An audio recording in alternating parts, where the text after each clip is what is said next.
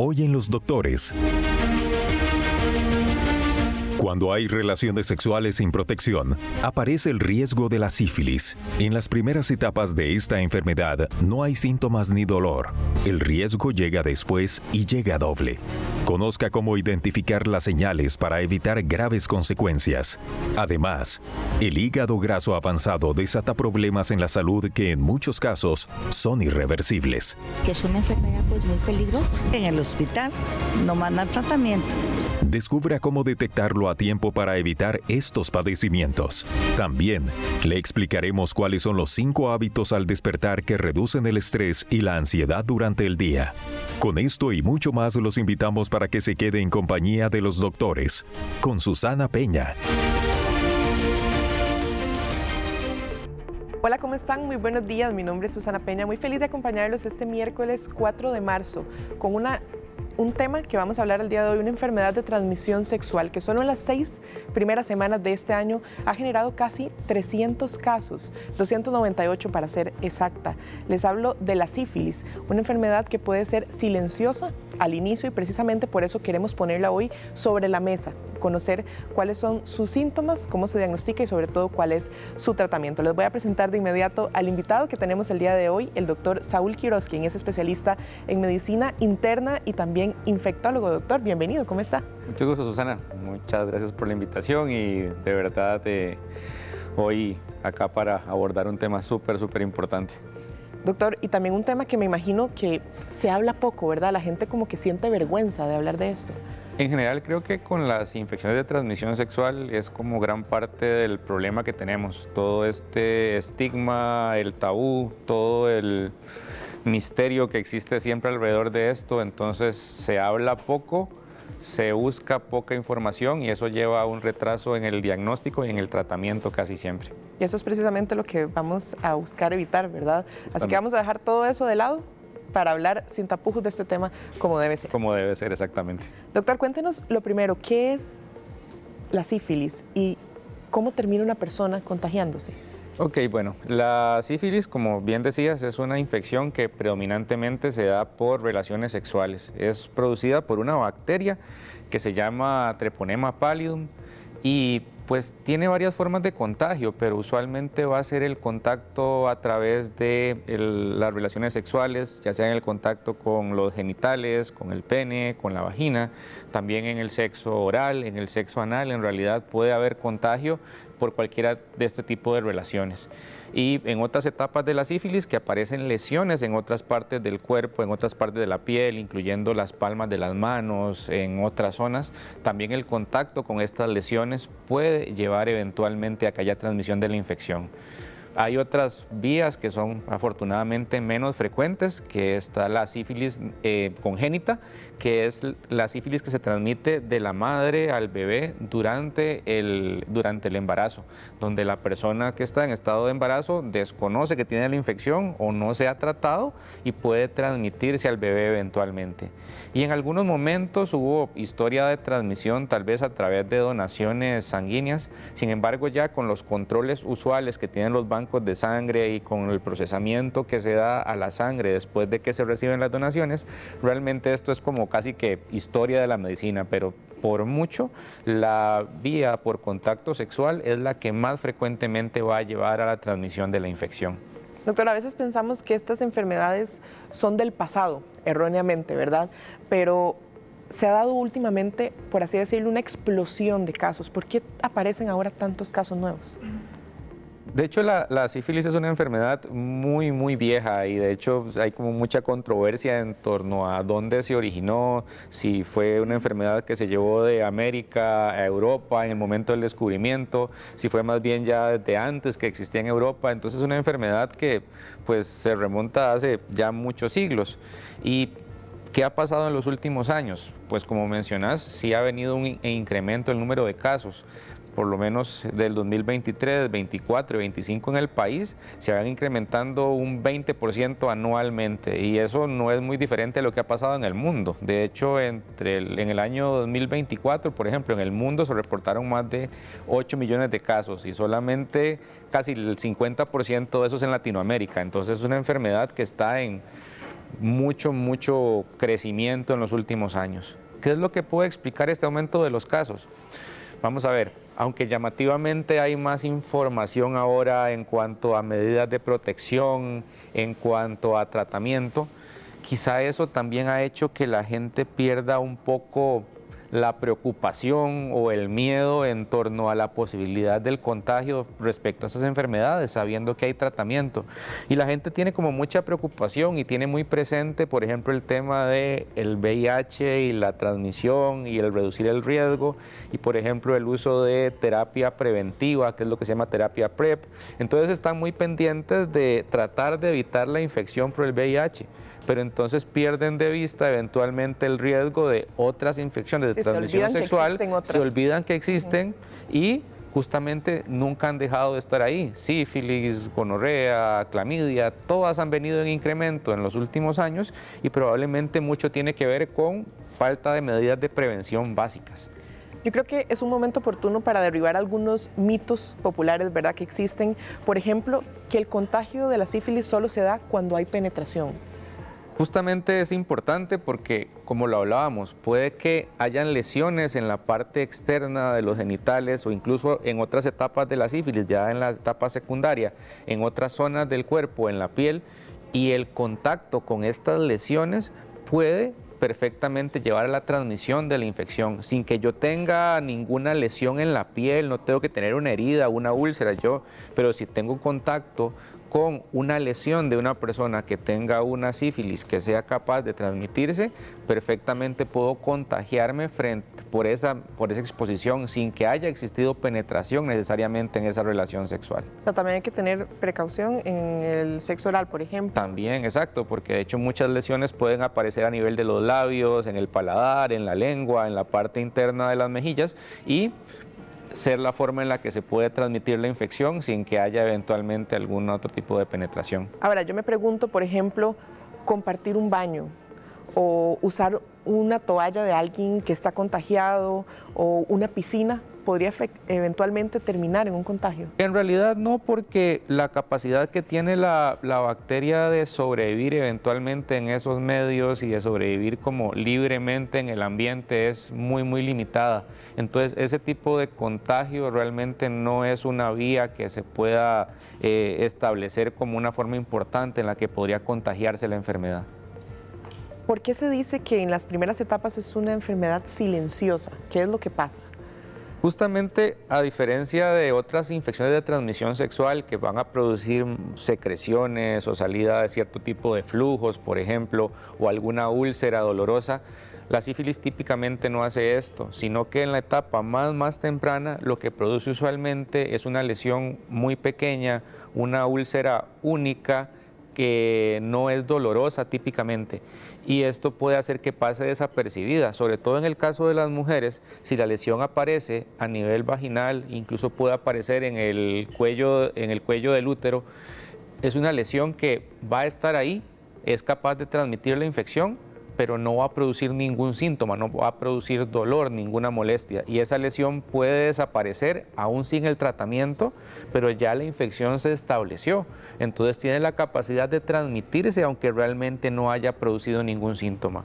E incluso en etapas ya más avanzadas de la enfermedad, lo que se llama una sífilis latente, que puede ser 2 años después de que se dio el contagio, usualmente en esta etapa no hay ningún tipo de síntoma, del todo no lo hay, y puede ser una infección que se sigue transmitiendo por relaciones sexuales sobre todo. Entonces es el problema, que a lo largo de la vida, en muchos momentos después de que la infección se produce, puede no generar ningún síntoma y entonces se está transmitiendo, la persona no sabe que tiene la infección a menos que se haga una prueba ya específica para esto, pero tiene la capacidad de estar transmitiendo la infección a otras personas. Les recuerdo que más adelante vamos a abrir nuestra línea telefónica para que ustedes hagan todas las consultas que tienen al doctor Saúl Quiroz, que se encuentra con nosotros. Hablamos sobre la sífilis. En pantalla, aquí abajito van a encontrar los números telefónicos para que nos llame al estudio, también para que nos haga llegar sus preguntas por medio de la mensajería de WhatsApp 6440-6247. Doctor, entonces, no duele, puede que no dé ninguna señal, es por esto que se le llama silenciosa.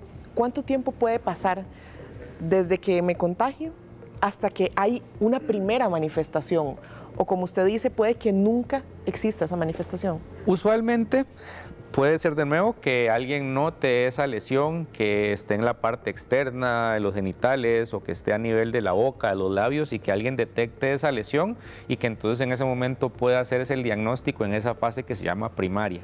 Usualmente esto dura más o menos 3 semanas en la mayor parte de la gente y ya después la lesión típicamente desaparece. Ya después de ahí viene una fase donde sí pueden haber más síntomas, que es una fase secundaria, donde aparece lo que se llaman secundarismos sifilíticos, que ahí típicamente sí aparece un tipo de brote a nivel de la piel, que puede ser un brote ya generalizado en todo el cuerpo. Pueden aparecer también lesiones a nivel de las palmas y de las plantas, palmas de las manos y plantas de los pies, y esto es como probablemente de las cosas más llamativas, porque hay pocas infecciones en realidad que afectan típicamente palmas de las manos y plantas de los pies. Entonces, lesiones, brotes, placas en estas zonas tienen que llamar la atención de la gente inmediatamente, sobre todo si saben que han tenido relaciones sexuales sin protección, para sospechar que es importante hacerse la prueba. Puede aparecer fiebre eventualmente, y lo que pasa es que no todos estos síntomas aparecen simultáneamente, pero usualmente ya después de las 6 semanas pueden empezar a aparecer y pueden oscilar y pueden aparecer y desaparecer, y esto incluso puede durar hasta 6 meses en este tipo de manifestaciones. Entonces, por eso es que a la sífilis se le llama también que es como la gran simuladora en medicina, porque el brote se puede confundir con muchas cosas, puede aparecer dolor de garganta, pueden aparecer dolor de articulaciones y se puede confundir perfectamente con otras infecciones virales. Como, digamos, varicela, por ejemplo, cuando salen las ronchitas. Sí, exacto. En realidad, digamos, esto se parece más probablemente como a un sarpullido, probablemente es como un brote más rojo, no se forman como las ampollitas que típicamente se forman más en la varicela, pero puede pasar, alguien lo puede interpretar como una reacción alérgica a alguna cosa eventualmente y pasar desapercibida. Pero entonces, si yo tengo ronchitas en manos y en la planta de los pies, señal así, bandera roja, que debería hacerme la prueba todavía más si eventualmente soy una persona sexualmente activa, que al final es el principal factor de riesgo que va a haber. Entonces no importa la edad, no importa el género, no importa nada absolutamente. Si soy una persona sexualmente activa, tengo básicamente el principal factor de riesgo para cualquier infección de transmisión sexual. Y por todo esto que usted nos dice, entonces, digamos, lo normal es diagnosticar la enfermedad de manera tardía. ¿Quiénes son las personas que se dan cuenta en las primeras etapas? Probablemente ya personas que vamos a ver, que saben que tienen conductas sexuales de riesgo, sobre todo personas que tienen múltiples parejas sexuales, que tienen uso inconstante de preservativo o que no lo utilizan del todo, probablemente son de las personas que más van a estar pendientes y van a poder identificar eventualmente alguna lesión. Que se hacen la prueba, digamos. O personas que se hacen la prueba de forma rutinaria. Por ejemplo, tenemos pacientes que ya típicamente se hacen la prueba cada 6 meses, por ejemplo, o una vez al año, entonces logran detectar una infección relativamente temprano, porque saben que hace 6 meses hicieron la prueba, estaba negativa y ahora salió positiva, y bueno, y la única explicación es que se hayan contagiado en ese periodo. Entonces, muchas veces es un diagnóstico totalmente incidental, o llegaron por este brote en la piel, por fiebre, por este tipo de molestias, sin sospechar que era esto, eventualmente se hacen la prueba y la prueba está positiva. ¿Y ese diagnóstico tardío afecta el tratamiento, digamos? En realidad, probablemente si se diagnostica durante el primer año, el tratamiento no va a cambiar mucho. El tratamiento básicamente es con un antibiótico que se coloca a nivel intramuscular, que es la penicilina, y en realidad la infección en etapa primaria, secundaria e incluso la etapa latente durante el primer año se trata exactamente igual, que es con una única dosis de penicilina. Entonces, usualmente en este primer año no va a cambiar mucho el tratamiento.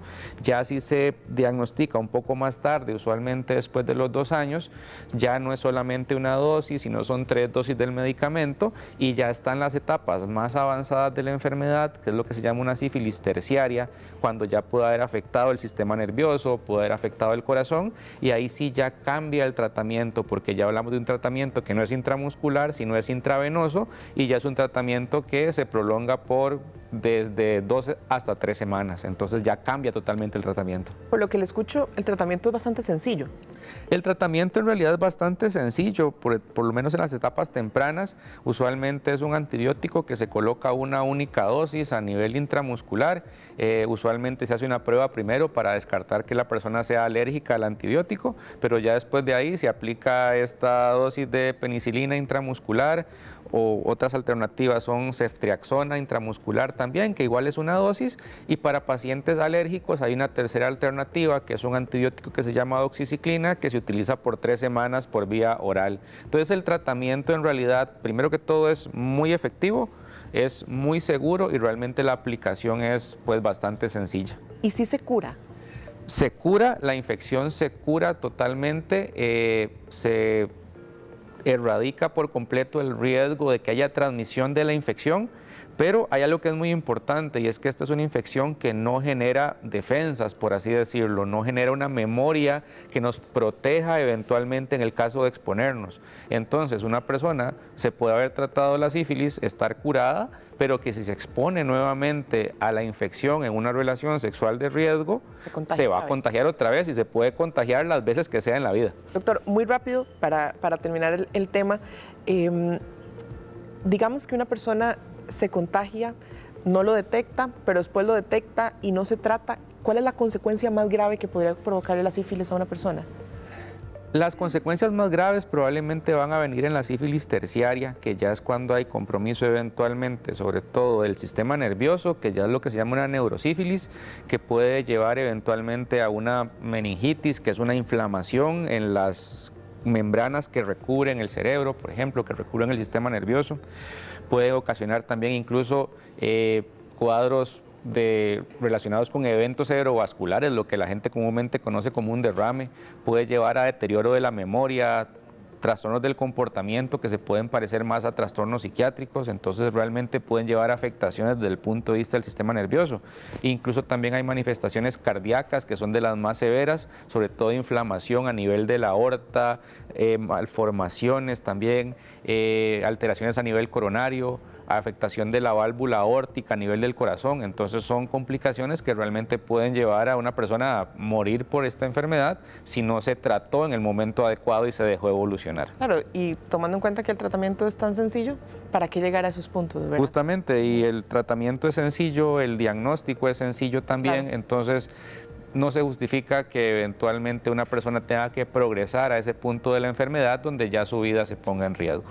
A las 10:17 de la mañana continuamos con más de los doctores.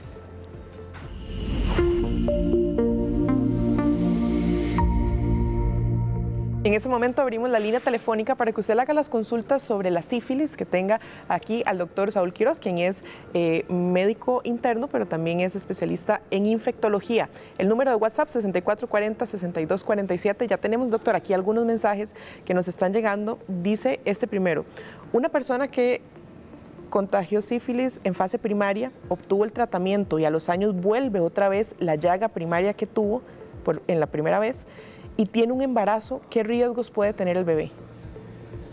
Aquí justamente es lo que hablábamos de la sífilis congénita, que es la sífilis que se puede transmitir de la persona que está en estado de embarazo al bebé.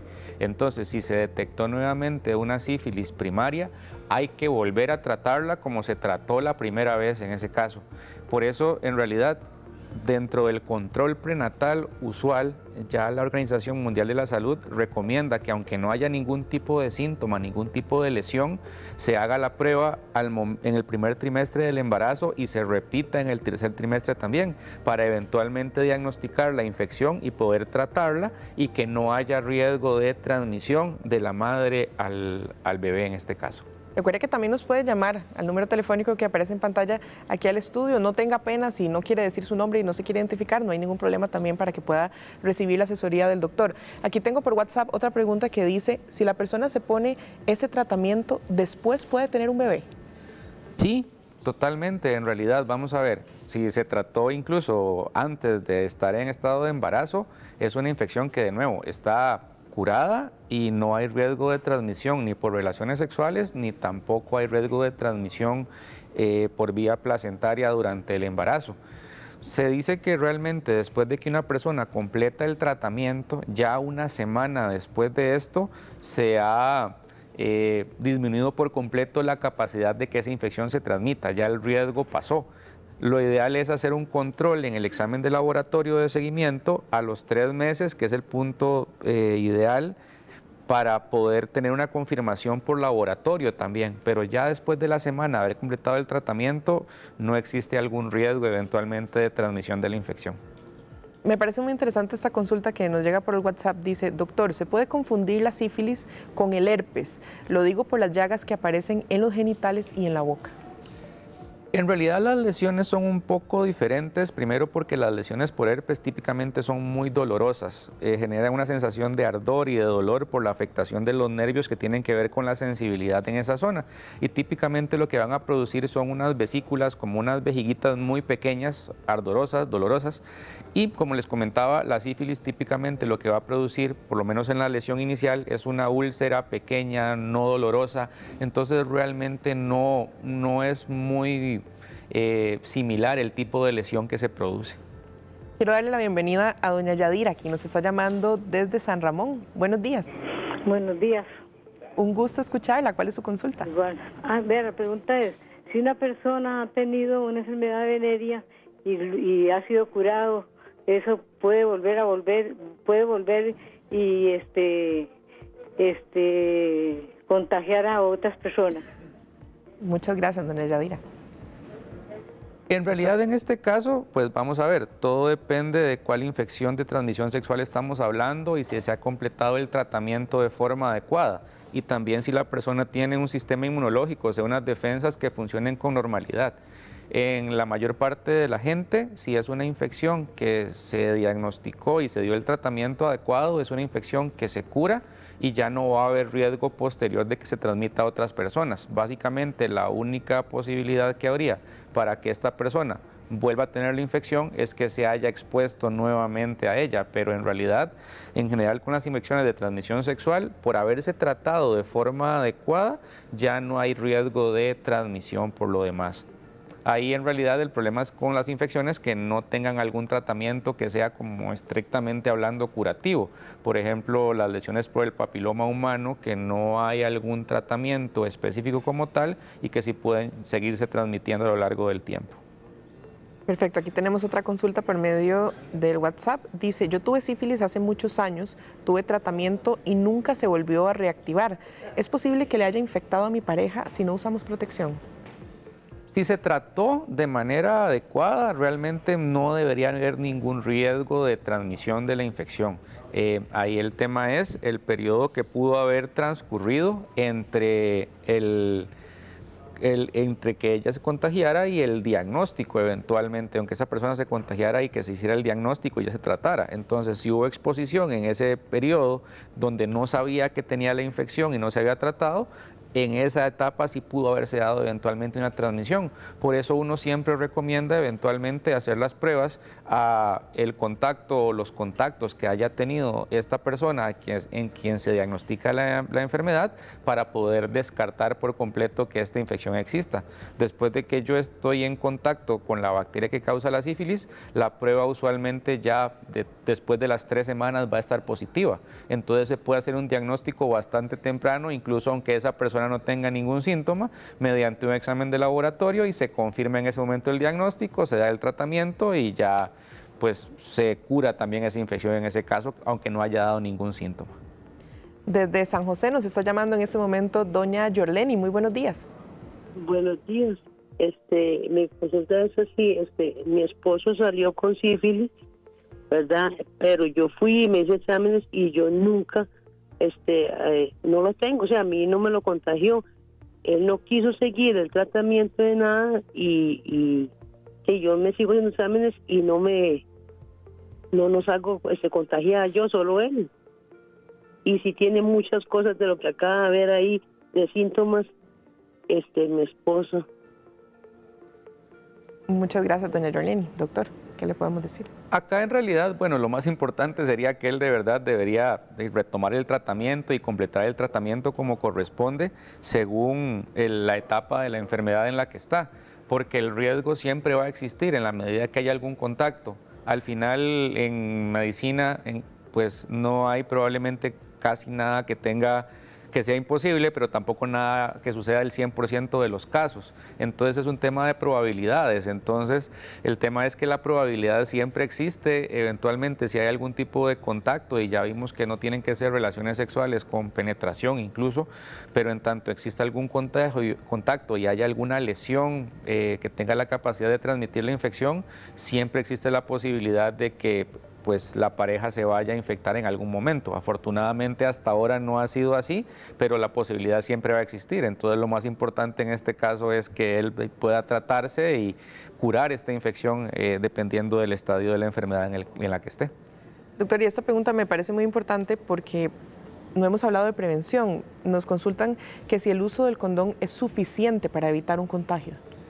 Sí reduce en gran medida la posibilidad de que se entre en contacto con alguna de las lesiones, pero como ya vimos, al no haber lesiones solamente a nivel de los genitales, sino que puedan haber lesiones en otras zonas del cuerpo, a nivel de los labios, a nivel de la boca, de la lengua, entonces puede haber perfectamente contacto con otra lesión en algún tipo de relación en la que no se utilice preservativo, o algún tipo de contacto eventualmente, incluso utilizando preservativo, pero el contacto con otras zonas de la piel que no están protegidas y que se transmita la infección por una lesión de estas. Entonces sí, es un método importantísimo, probablemente el método de barrera más importante para reducir el riesgo de contagio, pero no es 100% efectivo para prevenir la infección.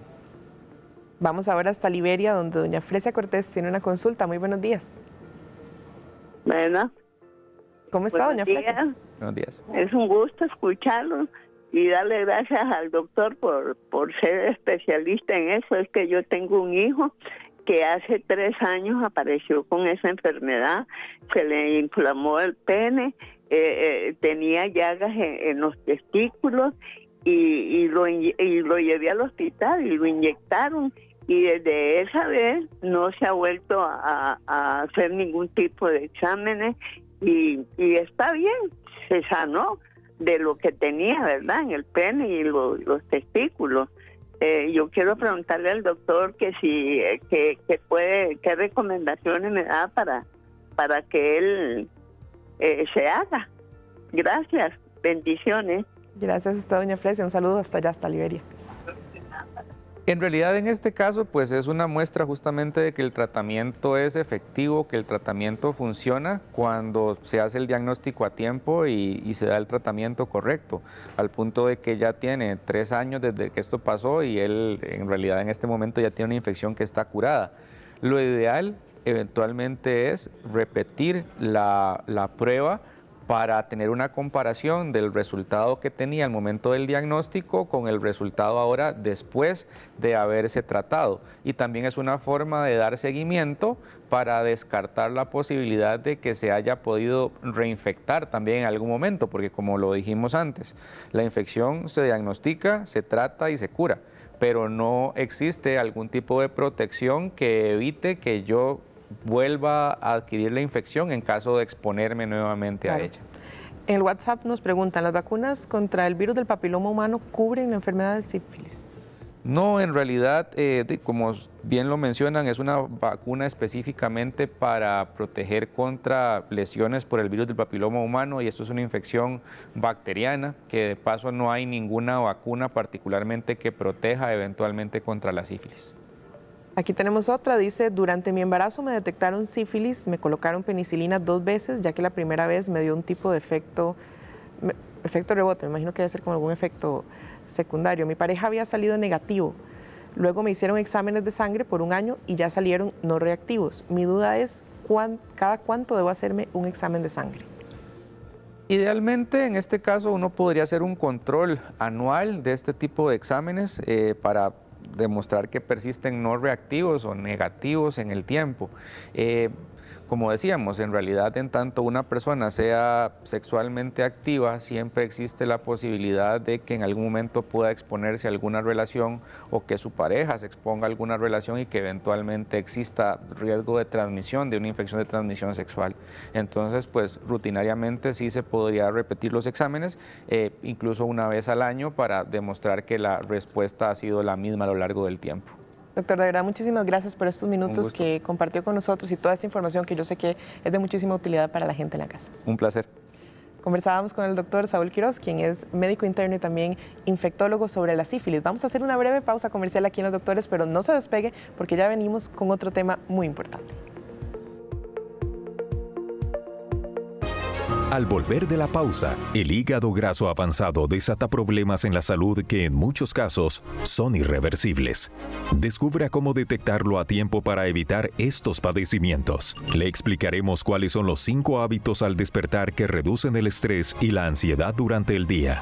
Todos los detalles al volver de la pausa, aquí por Teletica.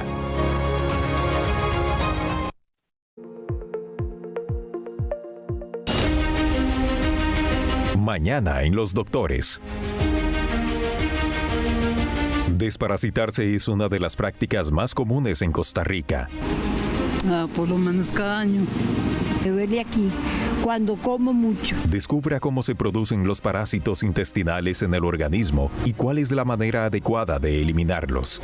Todos los detalles mañana en Los Doctores. 10:32 de la mañana. Antes de continuar con Los Doctores, esto es un breve adelanto de lo que veremos hoy a partir de las 11 de la mañana en Calle 7 Informativo. El cierre de algunas rutas de bus en algunos puntos del país está provocando que muchos usuarios de este servicio público se queden con problemas para llegar hasta sus trabajos, al estudio o para devolverse a la casa, principalmente afectando a adultos mayores que no tienen otros medios para llegar hasta sus citas médicas. Les vamos a presentar esta realidad en algunos puntos del país. Además, muchos educadores deben invertir dinero de su propio bolsillo para pintar o arreglar las aulas y que los estudiantes estén cómodos. Un presupuesto que no alcanza en algunos centros educativos y hoy también vamos a ampliar sobre ese tema. Además, Santiago Soto y su mamá se convirtieron virales en nuestro país con una historia donde él se convirtió en el principal donador de hígado para que su mamá sobreviva a una triste enfermedad. Vamos a hablar con ellos para conocer más de cómo salió esta cirugía que todos estamos pendientes. Con esto y mucho más a partir de las 11 en Calle 7 Informativo. Susi continúa con más de Los Doctores. Muchas gracias, Pablo. 10:33 a las 11 puntos estaremos entonces con Calle 7 Informativo. Pero ahora vamos a cambiar de tema porque el día de hoy, 4 de marzo, se conmemora el Día Mundial de la Obesidad, una fecha que hace conciencia para hablar de este tema, que es un tema de salud pública. Y precisamente quiero darle la bienvenida al doctor Jorge Espitaleta, quien es intensivista y nutriólogo clínico. Se encuentra ya acá con nosotros, doctor. Bienvenido, qué gusto. Buenos días, gracias. Yo creo que es una fecha que no puede pasar desapercibida en el calendario.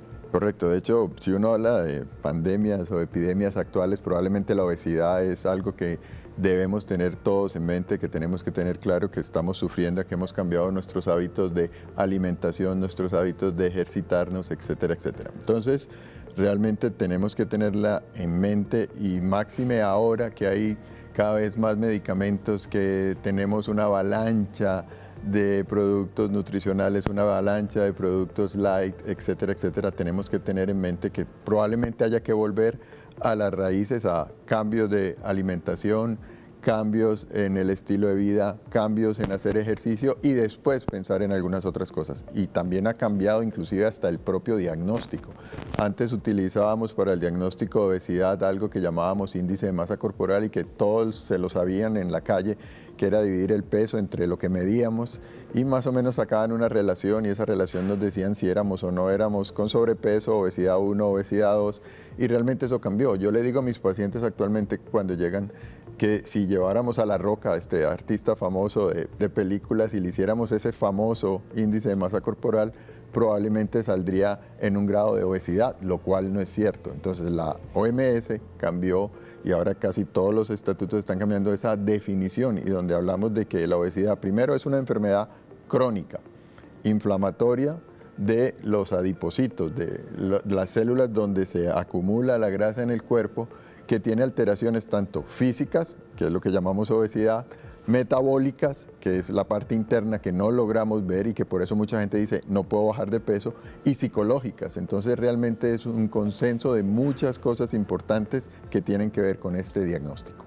A veces la persona se preocupa por cómo se ve, por la parte física, pero no sabe que detrás de la obesidad hay otras enfermedades que vienen de la mano, ¿verdad?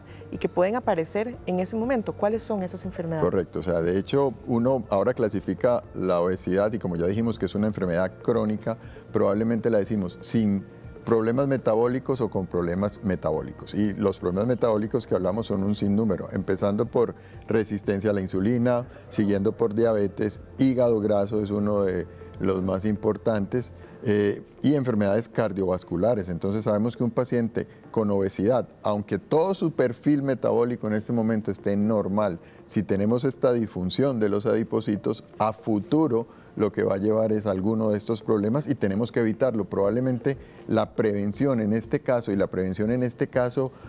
ayudaría a todas las clínicas y hospitales a que los pacientes estén menos hipertensos, menos diabéticos, con menos hígado graso, con menos cirrosis, con menos lesiones, que van a tener todavía requerimientos mucho más altos que simplemente una prevención inicial en cuanto a este trastorno. Y yo creo que hay que hacer énfasis en que también son muchas enfermedades que pueden resultar, por así decirlo, silenciosas, porque por ejemplo el hígado graso, nosotros no tenemos una manera de saber que lo tenemos, ¿verdad? Entonces creo que eso también va de la mano con un estricto control médico.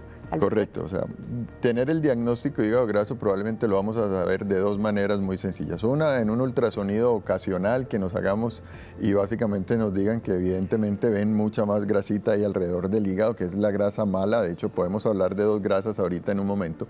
O dos, cuando nos hacemos exámenes de laboratorio y simplemente nos afectan o nos dicen que tenemos unas enzimas que son propias del hígado que están elevadas. Entonces esa es la manera más sencilla. Hablando de la relación de la grasa, precisamente yo le digo también a mis pacientes que hay dos tipos de grasa.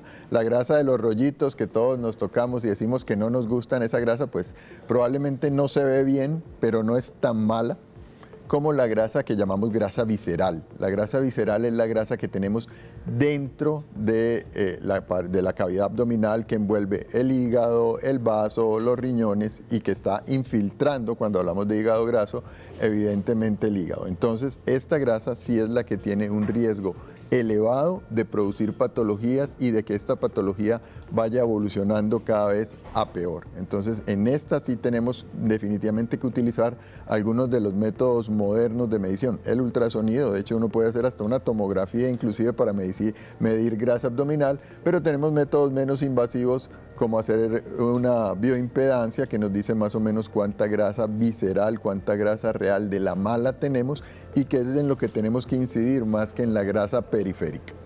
Doctor, nosotros salimos a preguntarle a la gente qué entiende por hígado graso y tal vez también cuáles medidas toman precisamente para cuidar su salud hepática. Lo vemos a continuación. Es bastante terrible porque yo tengo hígado graso y es muy importante cuidarse y el problema es que en el hospital no mandan tratamiento. Entonces tiene uno que buscar ayuda. Digamos, por la mala alimentación uno comienza a hacer como azúcar y el hígado y comienza a meterse en el hígado. Eso es lo que creo, ¿verdad? Que es una enfermedad pues muy peligrosa. No comer ese graserío, comer cosas buenas, las verduras también tener cuidado. Entonces tienen que tener un balance con frutas, verduras y la comida que no sea exagerada. Bajar los carbohidratos si puede, ¿verdad? Y comer más frutas y más verduras. Pues cuidándose uno en la alimentación es más que todo porque uno muchas veces es como un poco desordenado, digo yo, no sé, ¿verdad? Ahora que nosotros estamos en ese proceso de hígado graso, pues hemos tenido que decimos nosotros, aprender a comer. Más que todo verduras, ensaladas, disminuir harinas, ¿y qué más te puedo? Es cero alcohol, es lo principal, ¿verdad? Vieras que a mí me lo hacen bastante, cada año me lo revisan y me dicen, no, está un poquito mejor, no, está, ¿verdad? Pero por lo menos uno se da cuenta y sí le dan importancia. Yo una vez al año me hago ultrasonido. Bueno, cada 6 meses, sí. cada 6 meses un ultrasonido para ver cómo estamos.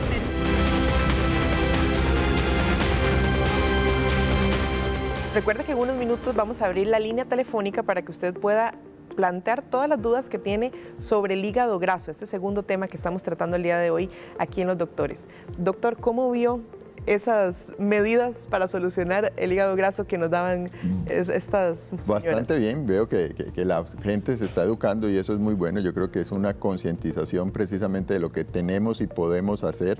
Es importante tener en mente que hablaron mucho de vegetales, de frutas, pero no tenemos que dejar de lado las proteínas, y esto es importante sobre todo cuando pensamos desde la perspectiva de lo que nos lleva. Básicamente el hígado graso, lo que, como muy bien dijeron, es cuando empezamos a reemplazar parte de las celulitas que están ahí en el hígado, de las propias células del hígado, por grasa.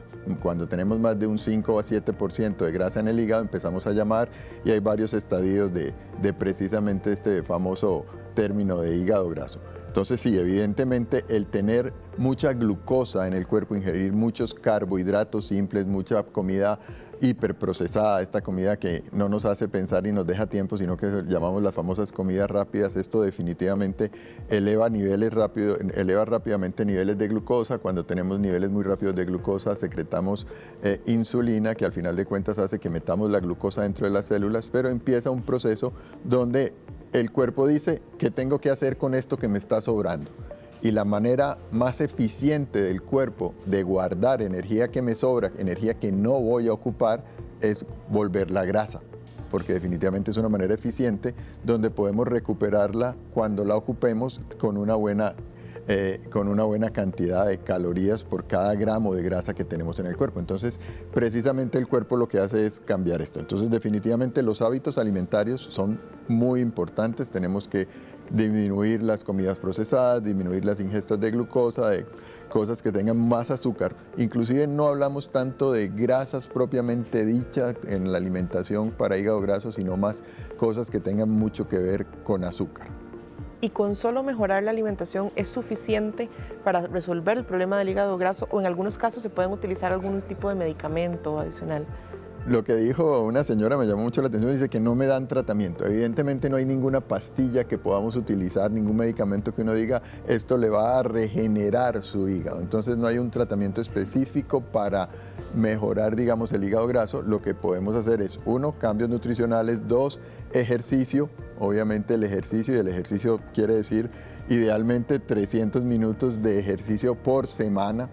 Okay, con una intensidad que sea quemadora de grasa, o sea, una intensidad que tiene que ser prescrito. De hecho, ahora cada vez hay más médicos prescriptores de ejercicio, y probablemente la ingesta de alcohol será lo tercero que tengamos que evitar. Entonces creo que más que pensar en un tratamiento, en una pastilla, en una inyección, que ya ahora sí hay tratamientos efectivos. De hecho, algunos de estos nuevos medicamentos para el manejo de la obesidad, los GLP-1, los famosos agonistas de GLP-1, ya están aceptados y aprobados por FDA como tratamiento para el hígado graso no alcohólico. Entonces sí disminuyen la progresión, inclusive revierten un poco, pero realmente, y volvemos a lo importante y probablemente desde la perspectiva económica lo mejor, es volver a las bases, es alimentación saludable, ejercicio y evitar alcohol. Eso le iba a decir, que la solución está en la mano de todos, porque no es costosa, nada más es mejorar todos los alimentos que estamos consumiendo y, bueno, obviamente el estilo de vida en general con el ejercicio. E increíblemente usted puede ver respuestas tan rápidas como 3 a 6 meses. O sea, si usted cambia realmente su ingesta de carbohidratos simples, si usted hace más ejercicio y cambia la composición corporal en general, no solo del hígado, va a cambiar la composición obviamente del hígado y va a poder ver respuestas en el ultrasonido o en las enzimas hepáticas que hablamos tan rápidamente como 3 a 6 meses. Entonces esto realmente dice, voy por buen camino, lo que estoy haciendo está funcionando, voy mejorando. Entonces mantener como una retroalimentación positiva para mantenerse en esos aspectos. ¿Y cada cuánto debería hacerse el control y el seguimiento para ver si está mejorando? Normalmente yo diría que no buscamos cambios sorprendentes o importantes, entonces excepto que tenga un paciente de riesgo un paciente que tenga antecedentes genéticos, por ejemplo, y que si hay una marca genética en hígado graso, un paciente que haya tenido antecedentes de cáncer de hígado, que algunos de los hígados grasos pueden llegar a volverse en cáncer de hígado, probablemente con un año anualmente hacer un seguimiento es más que suficiente, sobre todo porque los cambios ultrasonográficos no son tan inmediatos como que al mes o a los 3 meses. Uno ya puede empezar a ver cambios entre 3 y 6 meses, pero un seguimiento anual es más que suficiente. Y también quiero hacer énfasis aquí porque muchas personas tienden, cuando reciben un diagnóstico de este tipo, a decir, por ejemplo, voy a utilizar un remedio natural, voy a tomar un té de tal cosa, eso ayuda para despegar esa grasita que está en el hígado. Deberíamos tener cuidado también con esto, ¿verdad? Realmente sí, inclusive ha habido algunos de estos medicamentos naturales que más bien hacen todo lo contrario y lesionan más el hígado, y hay casos ya claramente demostrados en la literatura médica. Entonces, no el hecho de ser natural implica que sea bueno para el cuerpo. Inclusive hay algunas de sustancias que son más bien dañinas o peligrosas para nuestro cuerpo. Entonces, volvemos también a que uno debería tener un seguimiento, debería tener una guía médica, no es que tengan que ir cada mes donde el médico por un hígado graso, pero tener una guía e inclusive que su médico sepa qué medicamentos está consumiendo, porque puede que algunos de los medicamentos que estemos usando para patologías crónicas no nos ayuden en nada al hígado y se puedan modificar o cambiar por otros medicamentos que sean con menos lesión para su hígado. Entonces, realmente sí hay que tener una guía, evitar consumir por motu propio estos medicamentos naturales que nos venden, tener una buena guía y leer. Ahora hay mucha información, pero como les digo, vuelvan a las bases. Alimentación saludable, ejercicio, evitar alcohol en exceso, probablemente son los 3 pilares. Después de ahí, cuando sumamos esto de adecuada manera, podemos sumar 1, 2 o 3 medicamentos por arriba de esto, pero si tenemos estos pilares de manera adecuada, probablemente la gran mayoría de la comunidad no va a ocupar ningún tratamiento extra a esto. Doctor, y esto siempre es reversible, digamos, así como la grasa se pega alrededor de los órganos, con un buen estilo de vida se despega, o hay casos que son tal vez un poco más complejos. Depende de la evolución de la enfermedad. O sea, el hígado graso se caracteriza por una evolución, digamos, en estadios, y que puede llegar inclusive a fibrosis, que es lo que llamamos cirrosis, o puede desencadenar sin tener fibrosis en carcinoma hepático, menos porcentaje, pero puede llevar a cáncer de hígado. Entonces depende obviamente del estadio. Uno por lo menos puede decir que lo frena de manera importante, o sea, frena la evolución con estos cambios,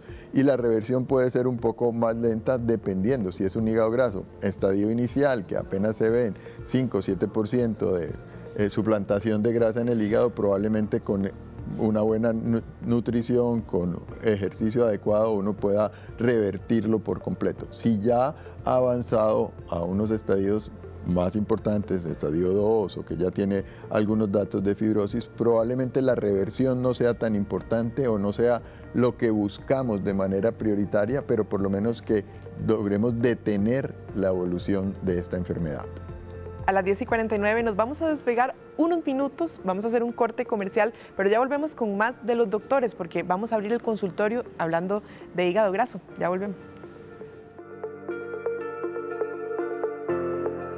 Cuando regresemos, el hígado graso avanzado desata problemas en la salud que en muchos casos son irreversibles. Descubra cómo detectarlo a tiempo para evitar estos padecimientos. Le explicaremos cuáles son los 5 hábitos al despertar que reducen el estrés y la ansiedad durante el día. Ya casi volvemos con más. Somos los doctores, por Teletica.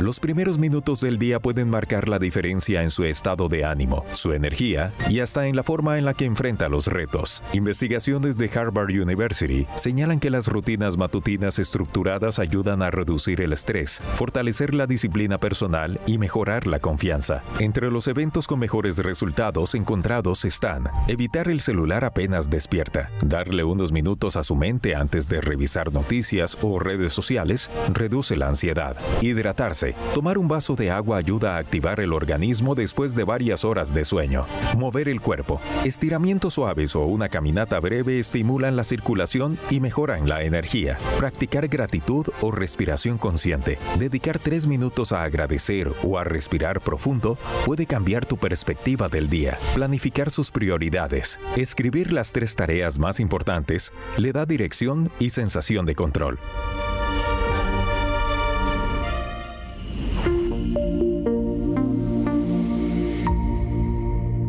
Abrimos en este momento la línea telefónica para que usted le haga todas las consultas que tenga al doctor Jorge Espitaleta, quien es intensivista y nutriólogo clínico, sobre el hígado graso. Hoy, 4 de marzo, que es el día de concientización también sobre la obesidad.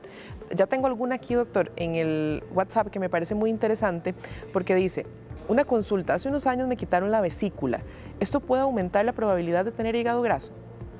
Realmente no. La enfermedad de la vesícula pues probablemente tiene que ver más con el proceso de comida, pero el haber retirado la vesícula no tiene que ver absolutamente nada. Si hay más intolerancia tal vez a algunos alimentos específicos, sobre todo en el posoperatorio temprano, el primer año, pero realmente no es un factor de riesgo para desarrollo de hígado graso. Saludamos a doña Luz, que nos está viendo y nos mandó un mensaje. Dice, en el 2024 me detectaron cáncer en el duodeno, me operaron, me pusieron quimio y esto me dañó el hígado.